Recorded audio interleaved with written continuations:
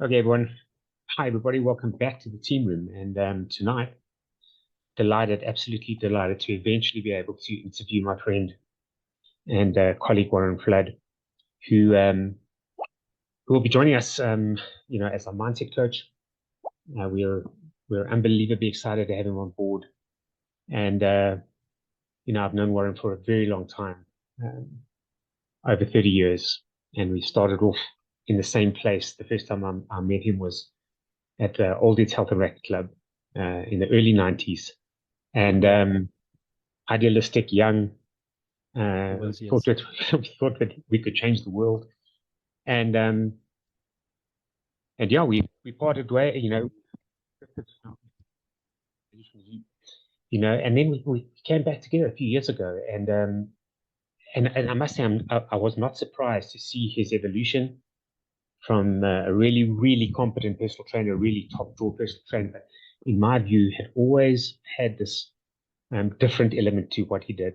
And to find this really, really skilled um, exercise person, but yet with this very interesting mind-body connection element. So Warren, welcome, my friend. It's great to All right, eventually Steve. do this. And Thank you so I much. would, And I would like to know, and I think people want to know, and our audience will want to know, is how did you get here, man? Like, what was the okay. journey?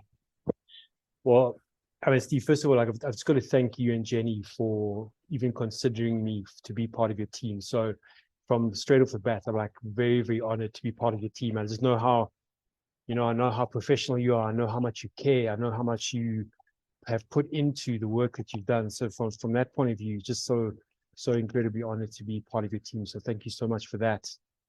And then, Steve, just going back, yes, we do. We go back a long way. 1991 actually was when I first certified as an aerobics instructor. You remember the poly shorts and the the poly shorts and leg warmers? I was that guy. Um, and it's been a very long journey. And in the beginning, it was very, very physical. So you asked, what got me here? In the beginning, it was all about just being completely and utterly physical.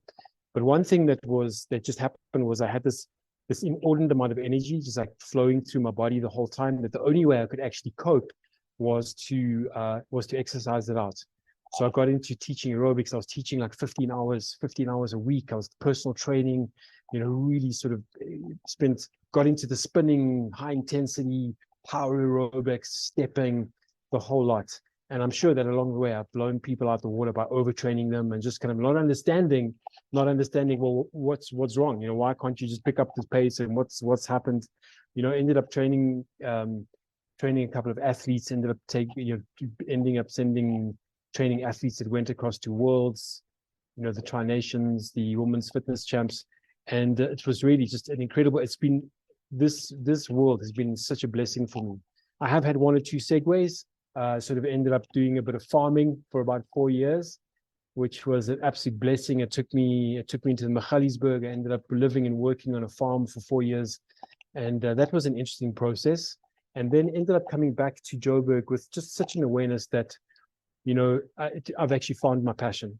And it's been a long time coming. And just along the way, I always had a sense that there was something more, that was the physicality just didn't always, how come then if we did all of this physical training, the physical exercise, the whole physical aspect, that there wasn't more. And in my sports massage therapy, started chatting to a lot of people that would come in, and through the power of touch and through the power of movement, and developed a style of energy balancing, which would probably be akin to what I didn't know, but would probably be akin to Reiki.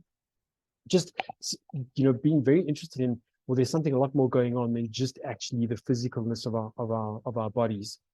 And in 2010, certified as a life coach, because just found that if I thought, well, if I could help a person understand their thinking better, then possibly their training and the results from their training and their weight loss or whatever it was that they were after would actually then be better. So that was good. So I ended up, doing quite a lot of life coaching work with people. And then in 2019, which for me shifted everything, was when I studied hypnosis facilitation, because it was fascinating to me.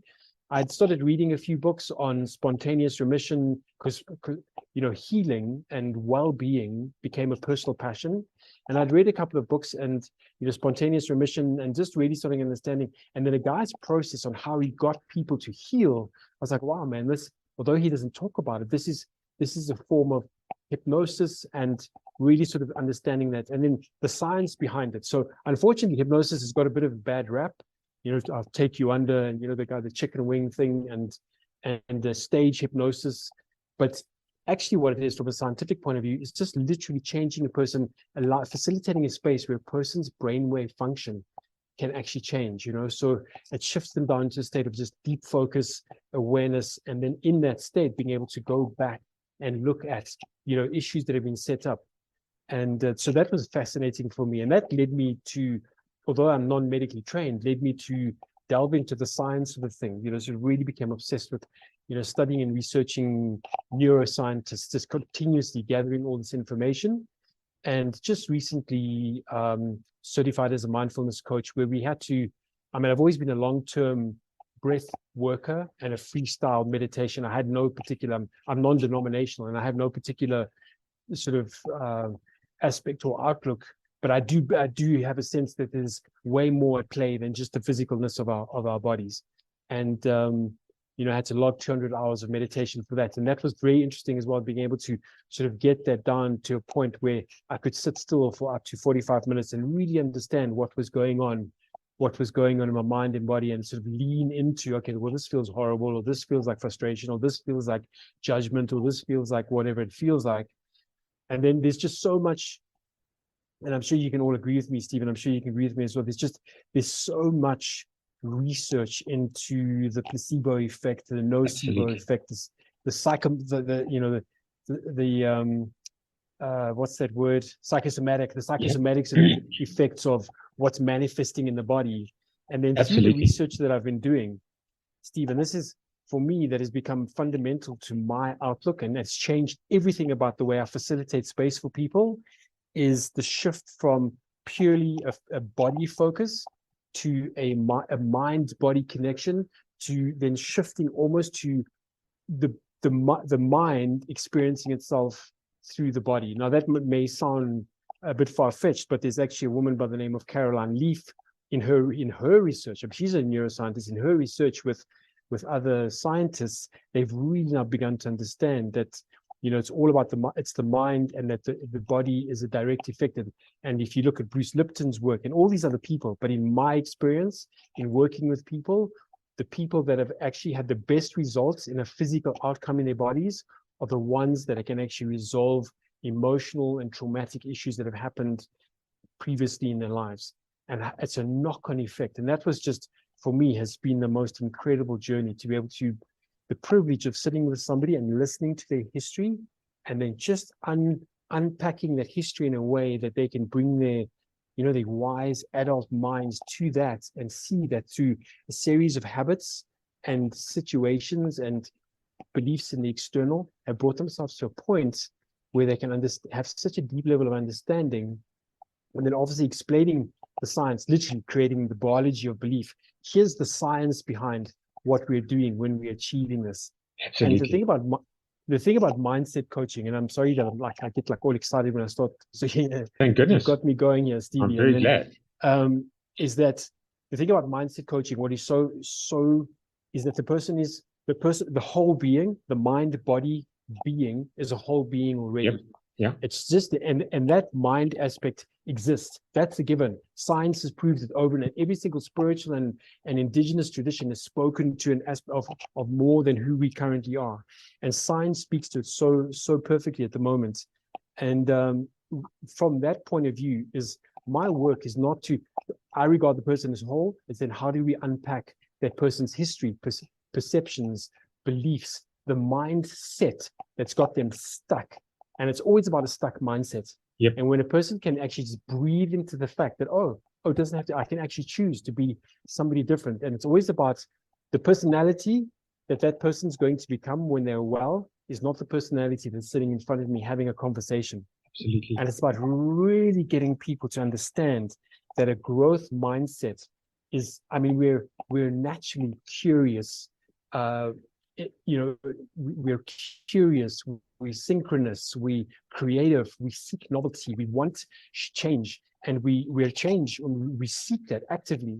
And when life happens and we become stuck in an absolute rut, the rut of thinking the same thoughts over and over again, Yep. the rut of thinking all of our, so I mean, sometimes people are suffering their primary caregivers and their upbringings thinking, not knowing that they're actually suffering what's not even theirs in the first place. And they have no Absolutely. idea how to cope with it.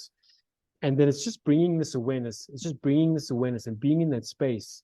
And I've witnessed it not Yeah, well, once, we've not seen it. We've seen it twice, but now. not 10 times. You know, I've just seen it over and over again. And the most beautiful thing is that I don't have to, I facilitate the space for that person to actually have their own clicks, their own awarenesses, their own aha moments.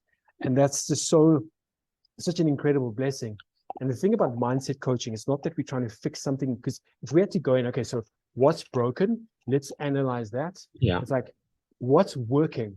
And let's focus on that. Let's look for the potentials. Let's look for the outcomes. Let's look for whether you're setting goals. Let's look to whether you still believe that you have a bit of adventure in your heart. Yeah. And actually, at the end of, as human beings, we're wild at heart. And when lost, you know, most people, when I say to them, yeah, we're talking and we sort of uncover, so how would you like to feel? Oh, I'd love to have more adventure, and I'd love to have more fun, and I'd love to have more peace and calm. And, you know, and it's like, well, when last did you use that in your daily language?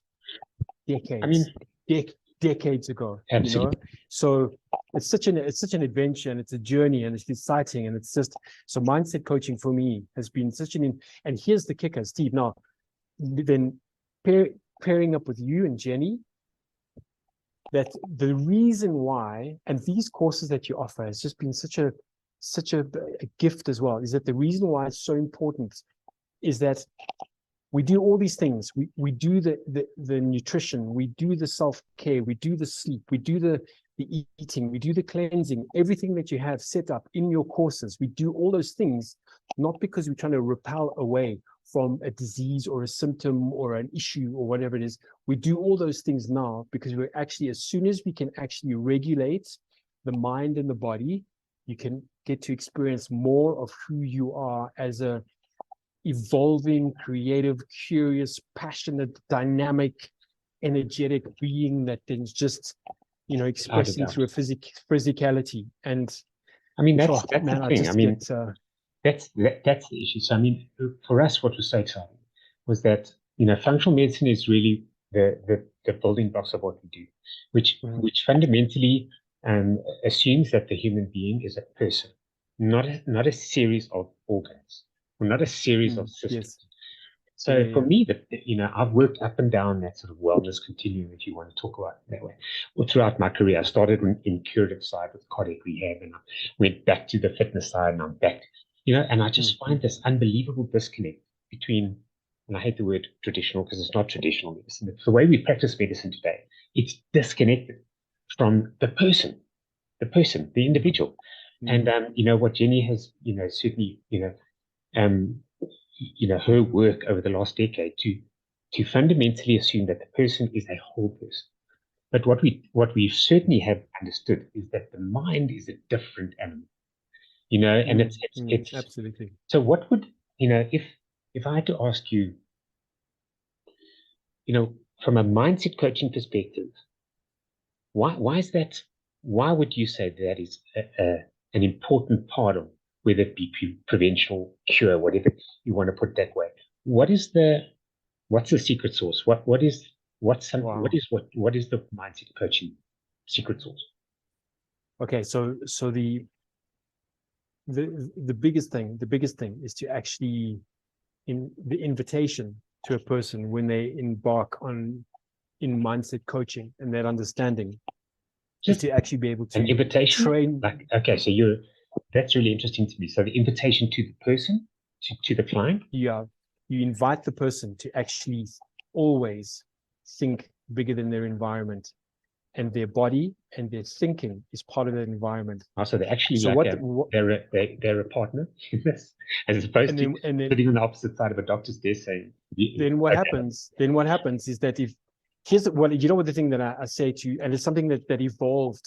What I say to people is that your evolutionary language, your language that you're going to speak, that is beyond the symptoms that you're currently, which are just temporary, by the way, beyond the symptoms that you're experiencing in your physical being, the language, your evolutionary language that you're going to speak doesn't exist yet because you haven't thought to invent it. So we begin to unpack language patterns that person has habituated, that they picked up through decades. What people are experiencing in their bodies are almost like symptomatic of their history, of every single thought, word, action, deed, belief, trait, habit in the body right now.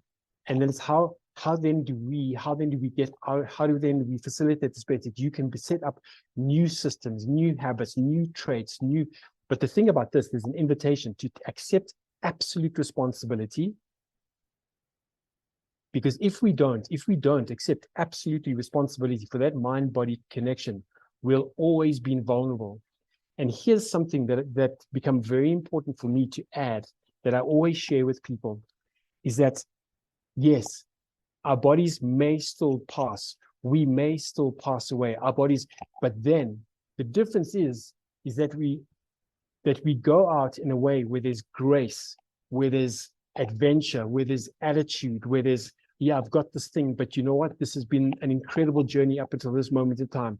We don't go out, sniveling and crying and why is it me? We go out as, what's it, that Dylan Thomas, we shall not go quietly into the night. I mean, I love that. It's kind of, how are we going to be when we take our last breath, quiet and afraid, or are we going to actually embrace the fact that we're living a life, even though because we actually have this life that we've had.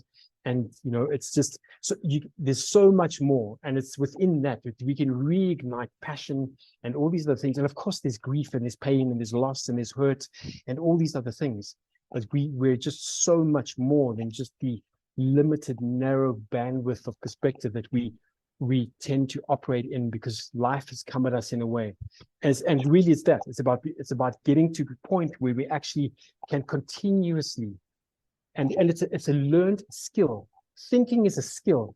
It's not just something that randomly, if we can become conscious of our thinking, we can use our thinking as a skill. The emotions that we feel, okay, so I'm now feeling this. What do I choose to do with this? It's a meta skill that every single human being has the capacity to learn, because we are all of the same mind energy. So I hope I didn't like No, not at all. And I've So heard that. that's I've kind of heard that like before, and I mean from you, with patients of ours, that statement that like, I will not go quietly into the night, and no. that invitation. I mean, the principle that I want to sort of wrap up on is that care is a team effort. We have to get away from this principle that we have abdicated as healthcare professionals. We've abdicated responsibility to the patient, where we say it's your problem. Okay, this fee-for-service model that is built on the principle that I'm the expert, I will give you a script, and it's your problem to sort of. Where we don't like the consult model, because there's no support and there's very little likelihood of someone being successful. And so our approach is program-based and it's team-based, and it's the fact that we have a serious team now in this organization, from Jenny on down, and so what I absolutely love about what you do is that you come at it from a position of saying, what is your potential? That's something. I mean, I listened to the group team mindset call that you did, where you're speaking about, what is the ultimate potential that you have, and exiting the language of illness, the language of failure, the language of fear.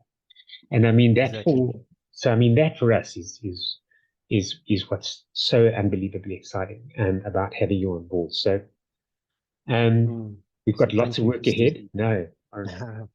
And it's fantastic eventually to kind of put something on the record to say, this is what we're doing.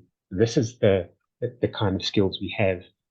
So, we've got lots of program work that you and I are both doing. We've got our 16-week program that's currently in operation. Got a few other real gems on the horizon, and but I really want to thank you. It's 7:25 p.m. on a Friday night to be doing this, So I really want to thank you for taking the time and sharing that passion, that you have, because it comes across in Well, if all the patients that you've been interacted with in our organization. So thank you, all right. Well, and I'm looking forward Steve, thank you so to much. working with you going forward. And thanks for your time, I feel always. Yeah. Well, listen, thank you so much again, and all the best. All the best to you and Thanks. Jenny. Yeah. Have a Take good care, evening. Steve. Take care. Okay. Bye-bye. Ciao. Bye.